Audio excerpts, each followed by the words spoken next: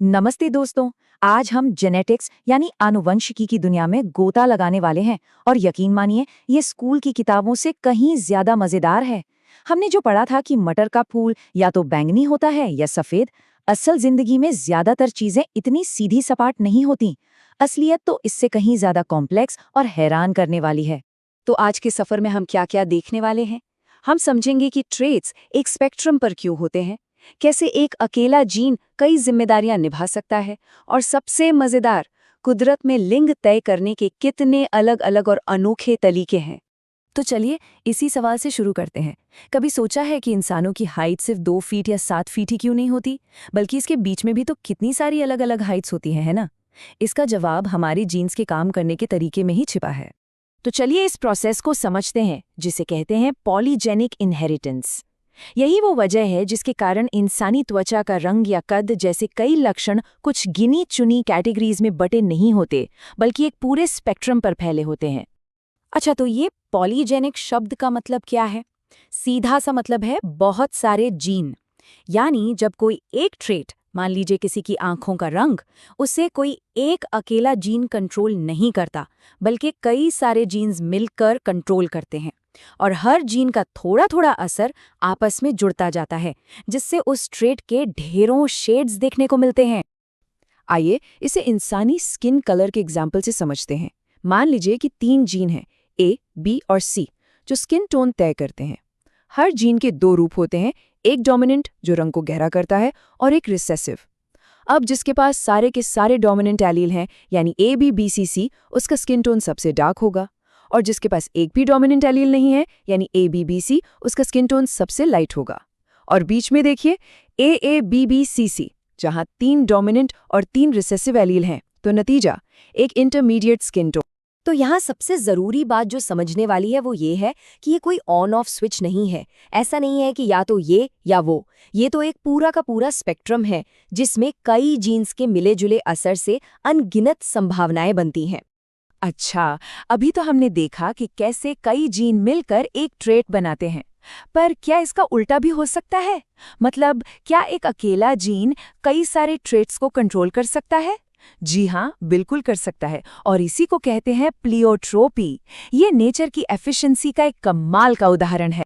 तो याद रखने के लिए सिंपल है, पॉलीजेनिक मतलब कई जीन एक ट्रेट, और प्लियोट्रोपी मतलब एक जीन कई ट्रेट्स। ये बिल्कुल एक मास्टर की जैसा है, जो कई अलग अलग तालों को खोल सकती है। इसका एक क्लासिक एग्जाम्पल है फिनाइल कीटोनूरिया नाम की एक जेनेटिक बीमारी। ये होती तो सिर्फ एक जीन में गड़बड़ी की वजह से है, लेकिन इसका असर देखिए। ये मेंटल डेवलपमेंट पर असर डालती है, बालों का रंग हल्का कर देती है और स्किन का पिगमेंटेशन भी कम कर देती है। सोचे, एक जीन और इतने सारे अलग अलग असर। अब बात करते हैं एक और बड़े बायोलॉजिकल सवाल की। किसी भी जीव का सेक्स, यानी वो मेल होगा या फीमेल, ये तय कैसे होता है? ये सवाल साइंटिस्ट को हमेशा से अपनी ओर खींचता रहा है। इसकी कहानी शुरू होती है 1891 में, जब हेंकिंग नाम के एक साइंटिस्ट ने कीड़ों के अंदर एक अजीब सी चीज देखी, जिसे उन्होंने नाम दिया एक्स बॉडी। उस वक्त तो हैकिंग को भी नहीं पता था कि उन्होंने क्या खोज लिया है, पर उनकी ये एक्स बॉडी ही आगे चलकर एक्स क्रोमोसोम कहलाई।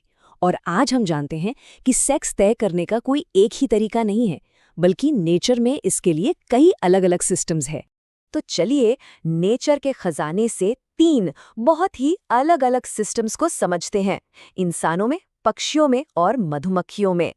सबसे पहले अपना सिस्टम, यानी ह्यूमंस का XY सिस्टम। ये तो हम सबने सुना है।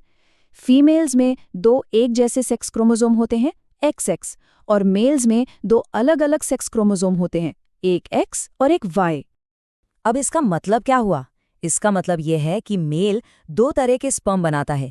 आधे स्पर्म्स में X क्रोमोसोम होता है और बाकी आधे में Y।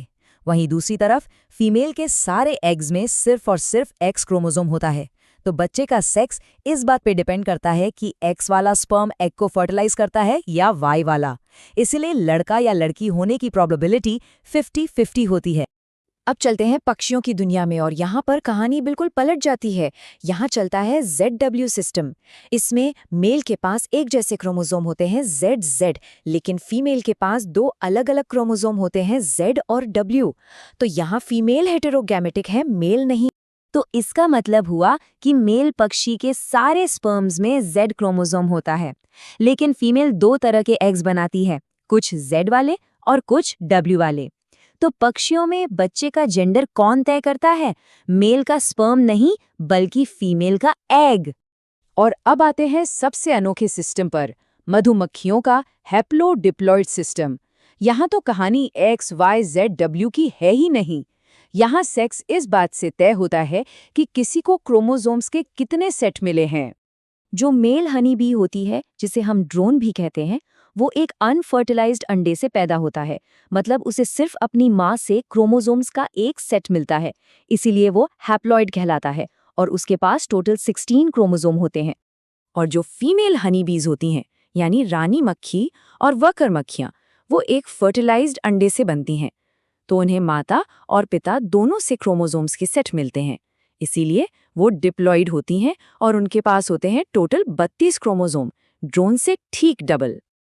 अब इस सिस्टम का एक बहुत ही मजेदार नतीजा निकलता है, सुनिए। एक मेल हनी बी का कोई पिता नहीं होता, क्योंकि वो तो अनफर्टिलाइज्ड अंडे से बना है, लेकिन उसकी एक माँ होती है जिसके माता पिता दोनों थे। इसका मतलब एक मेल हनी बी का दादा तो होता है, पर पिता नहीं। है ना कमाल की बात? तो हमने देखा कि जेनेटिक्स कोई सीधी साधी कहानी नहीं है, बल्कि इसमें कई सारे ट्विस्ट हैं। चलिए एक बार फटाफट से आज की जरूरी बातों को दोहरा लेते हैं। सबसे पहले हमने बात की पॉलीजेनिक इनहेरिटेंस की, जहां कई सारे जीन मिलकर एक ट्रेट बनाते हैं, जैसे कि हमारा स्किन कलर। फिर हमने इसका उल्टा देखा, प्लियोट्रॉपी, जहां एक जीन कई सारे ट्रेट्स पर असर डालता है। और फिर हमने सेक्स डिटर्मिनेशन के 3 अलग अलग सिस्टम देखे, ह्यूमंस में XY सिस्टम, पक्षियों में ZW सिस्टम और हनी बीज का हैप्लोडिप्लॉइडी सिस्टम। और जाते जाते एक सवाल आपके सोचने के लिए, अगर एक ही बायोलॉजिकल प्रॉब्लम जैसे कि सेक्स कैसे तय हो, इसके लिए इवोल्यूशन ने इतने सारे अलग अलग रास्ते निकाल लिए हैं, तो ये हमें बायोलॉजिकल नियमों के बारे में क्या बताता है? क्या ये सच में कोई पत्थर की लकीर जैसे नियम है, या बस वो तरीके जो काम कर गए? सोचिएगा जरूर।